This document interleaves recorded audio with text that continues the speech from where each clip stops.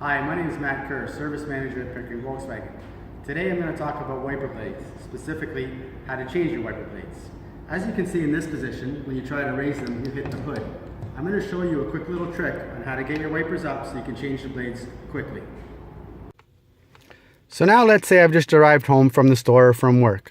I'm sitting in the car and I've shut the car off. Now what I'm going to do is I'm going to remove the key from the ignition switch. After doing that, I'm going to take the wiper arm and I'm going to tap it down once. That will bring the wipers up into what's called the service position. So here we go.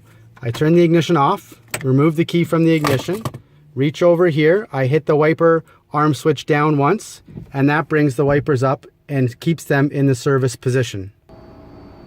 Now you can see from outside of the vehicle, I'm able to reach over and grab the wiper arm and move it up, and can easily push the button here and change the blade.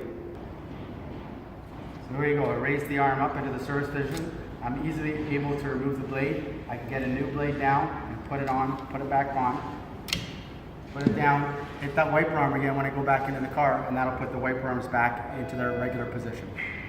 So now I've gotten this wiper off of the vehicle. Well, what am I looking for? If I look at this wiper blade here, I can see that the rubber has actually begun to separate from the blade itself.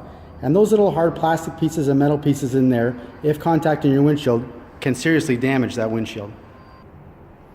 So come on down to Pickering Volkswagen and we'll help you with all your service needs. Thanks for watching and stay tuned. So now I've gotten this wiper off of the vehicle. Well, what am I looking for? If I look at this wiper blade here, I can see that the rubber has actually begun to separate from the blade itself. And those little hard plastic pieces and metal pieces in there, if contacting your windshield, can seriously damage that windshield. So come on down to Pickering Volkswagen and we'll help you with all your service needs. Thanks for watching and stay tuned.